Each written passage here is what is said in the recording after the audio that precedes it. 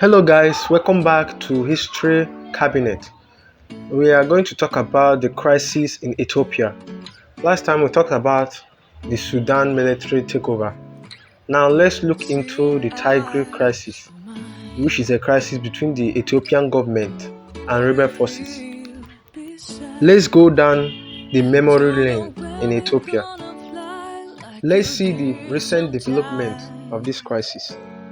It is no news that the Tigray People's Liberation Front, which is funded by the Oromo Liberation Army, has closed up and are now about 200 meters close to the Ethiopian's capital.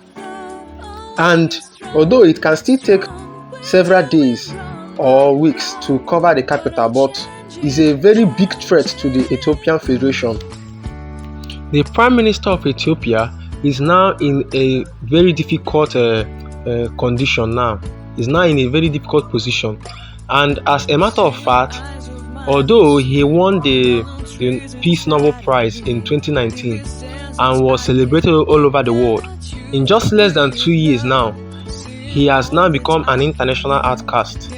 And because of rebels' advancement to the capital, he is now left with three unfavorable decisions and conditions that could save him and the people of Ethiopia. And those three unfavorable conditions are: one, to continue a war that could spread into the densely populated capital of Ethiopia, Addis Ababa, and could lead to a lot of bloodshed and also losses, both economical and other materially.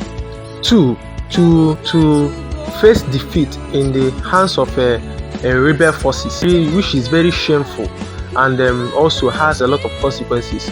And finally, to face or to engage in peace talks and negotiations and a ceasefire agreement, which will reduce or weaken his position and belittle him. Now, these three unfavorable conditions now are what are placed in the table of the Ethiopian Prime Minister Abiy Ahmed, and if something is not done about it, he will be forced to take one of these conditions. It's just a matter of time, because he cannot allow the capital to fall in the hands of the Tigray forces. Because the Ethiopian capital in the hands of the rebel forces could lead to, and not just that it could lead to, but it will certainly lead to the collapse of Ethiopia as a country, because of the chaos and the catastrophe that will follow. And I think the condition or the solution he would seek for, if the United Nations and other international bodies do not look into the matter, I think he will seek for war. And as a matter of fact, the military are bracing up for that. International Amnesty Organization has confirmed that the Eritrean soldiers have conducted a series of civilian massacres and unjust killings against the Tigrayan people. One occasion has been said that the Eritrean soldier attacked a nearby Tigrayan city, and they started shooting on civilians who are unarmed and just walking on the streets. They opened fire on them, and also they raided the civilian homes house by house, bringing out the civilians and killing them, and a lot of massacres, like shoot on sight massacres that have been done on civilians.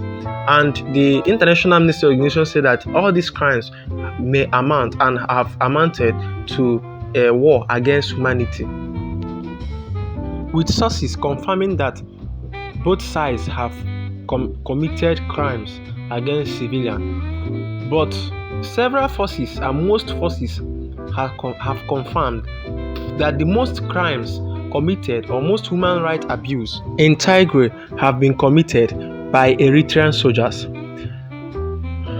A high official have proven and said that the Eritrean soldiers have tried to eliminate the Tigrayan civilians.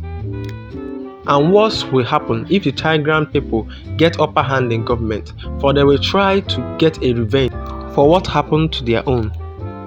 Just this past week, the Ethiopian government have declared a state of emergency in the country because they were afraid that the rebel forces from both armed wings, would march through the streets of the capital, Addis Ababa, because they are already close to the streets, and also inflict injuries and captivate people in the capital and cause chaos and possibly the downfall of the capital. The federal armed forces in Ethiopia have appealed to retired soldiers and veterans to rejoin the military and help to save the country. They have also pleaded with the Ethiopian people to join the war front with whatever weapon they can grasp their hand on in order to save the federation and the lives of the property and the lives and property of their families and the country. Please, if you are new to this YouTube channel, like, share and subscribe. Keep your ears to the ground for more news ahead.